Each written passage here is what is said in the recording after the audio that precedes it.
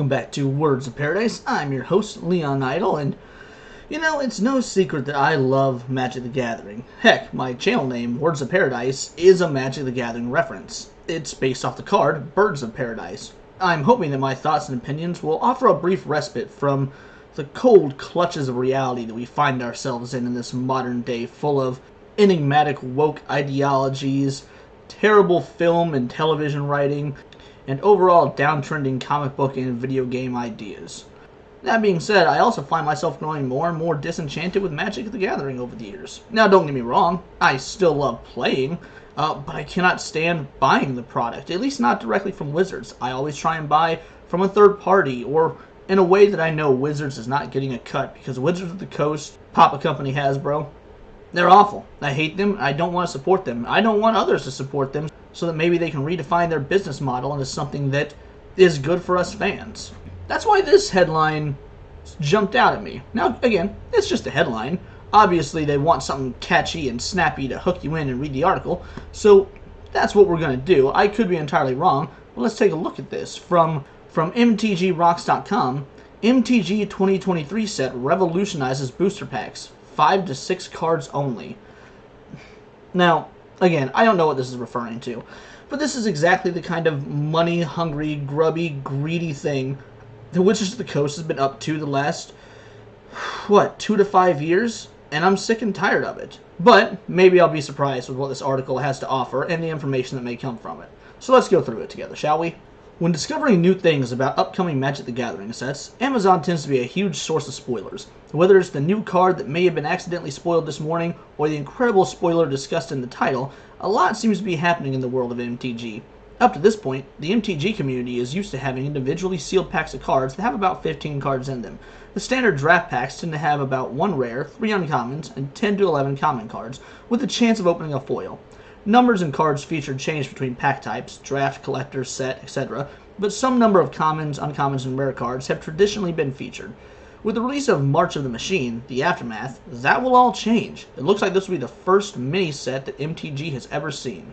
So, full disclosure, I haven't done any research on March of the Machines, because I've given up on new Magic.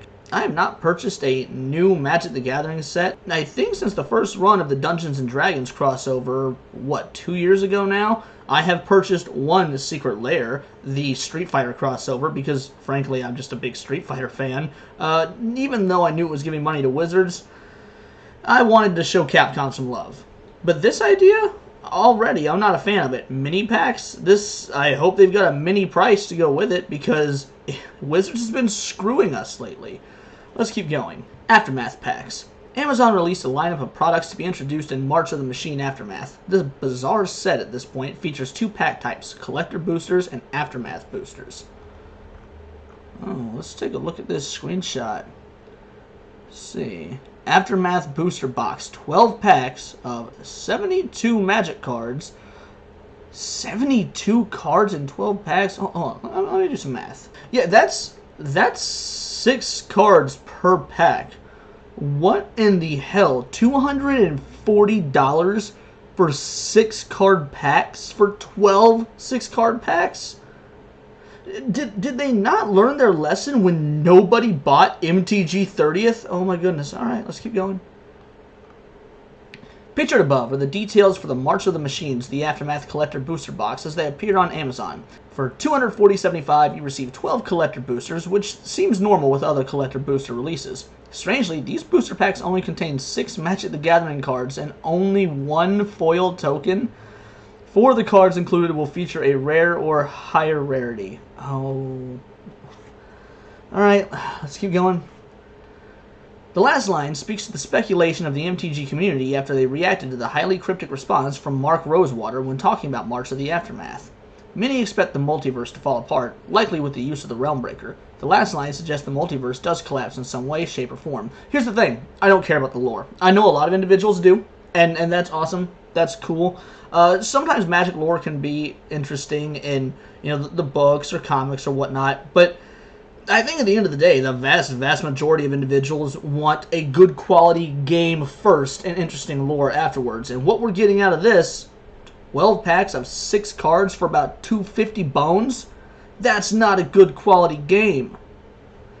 Magic the Gathering, March of the Machine, the Aftermath Epilogue Booster, 24 packs of 100. So, alright, these must be, I guess, lower quality cards, because that's still 6 cards per pack, but it's only 120, and you get 24 packs. So it's double the price, but half the cost. So the cards have to be lower quality, I assume.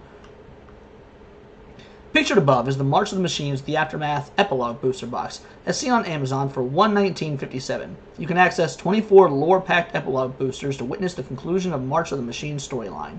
These Epilogue boosters contain 5 cards each. Oh, these are 5 cards each. I'm sorry, I did the math wrong off the top of my dome.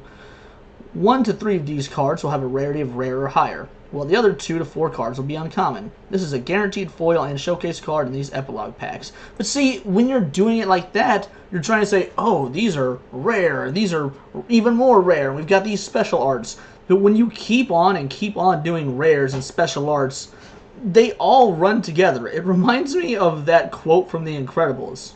And when everyone's super, no one will be. Only this time with MTG. When everything's rare, nothing will be. Interestingly, only 120 cards total will be offered in these booster boxes. This means that for each dollar we spend on this product, we can expect to get 1 card on average. Yeah, that sounds about right. $1 a card. And you might, maybe some of these cards will go on to be 10, 15, 20, even $50 cards. But that's really up to the market to decide. And unfortunately, Wizards has a really bad habit of doing forced rarity. And what I mean by that is they don't let us, the consumer, decide what ends up being valuable or what's not valuable. They try and tell us what is and put this sense of what we want and what we think dollar amount should be on us instead of us coming to that conclusion. There are cards that used to be pennies, and then Commander became a big format and they jumped up to $10 a card. It wasn't Wizards that did that. We did that by realizing, oh, this card sucked in Standard or in Constructed or whatever 60-card format, but in Commander it's a great card, and it naturally drove the market and the price values of the cards up. But now Wizards is trying to be like, hey, we're dropping this nice, cool, expensive special art card. There's only going to be 200 of them. The odds of pulling them is less likely than your odds of catching a shiny Pokemon in your first encounter, and that's going to make this card worth $25 million, $100 gazillion. When in all reality, they've been doing this for time and time and set. So now all these special and alt art versions of cards aren't worth anything. Do you know how many alternate art cards I have that look super cool and are unique compared to the originals? They're worth pennies when the originals, when the non-alt version is worth, a couple bucks here, a couple bucks there. They've oversaturated the market with these special edition versions of cards to the point where people actually prefer the original art, and that's saying something, because I remember when they first introduced alt art, that was unique, that was interesting. Magic the Gathering, March of the Machines, the Aftermath Bundle, Epilogue Edition, 8 Epilogue boosters and accessories. $45.38, so let's see. March of the Machine, the Aftermath will also feature a bundle. This bundle contains everything we're used to in a deal like this for $45. According to Amazon, you can expect the following: 8 March of the Machines, the Aftermath Epilogue boosters, 1 traditional foil promo card, 40 basic land cards, 20 foil, 20 non-foil, spin down, life counter, and storage box. The only bizarre thing here is, once again, the Epilogue boosters only contain 5 cards. How do they think fans are going to react positively to this? They just saw, I've said it already, but I'm saying it again, they just saw how all their goodwill got just set ablaze with MTG 30th, and now they're going to try 5-card booster packs, $40 for 40 cards, and no guarantee what the cards' values are going to be. I mean, yeah, when you open up a $3.99 booster pack or a $5.99 booster pack, you're at least getting the 15 cards. Are you going to break even? Are you going to come under? Are you going to come over? It's literally gambling, but there's a bit of a fun aspect to that, because you feel like you're getting your money's worth even if you don't pull rare cards, because you might pull cool cards you can use for your deck. Is that true here? Yeah, but when you only have 5 cards instead of 15, the odds of you pulling something useful are inherently lower, because you just axed 10 possibilities. This is terrible. This is why I don't support Wizards. This is why I hope you guys have stopped supporting Wizards and Hasbro. This is why I want to see this company burn to the freaking ground. We've never seen anything like this before. When looking at a set like this, my first impression is that March of the Machine, the Aftermath, is not meant to be a draftable set. Well, yeah, no kidding. There aren't any draft boosters, only collector boosters and epilogue boosters. This is slanted to be a standard legal set release, making things even more bizarre. Since we've never seen anything like this before, it's hard to know how this mini set will go over with the community. No, it's not hard to know. I get you're biased, you're called MTGRocks.com, but be honest, MTG doesn't rock. You should know, writing this article, to leave your bias at the door and say, the community is going to hate this. I'm not the only one. I'm sure that there are going to be Magic YouTubers out there just throwing a fit about this. I'm curious what Alpha Investments will have to say. They might take a completely different outlook and teach me something.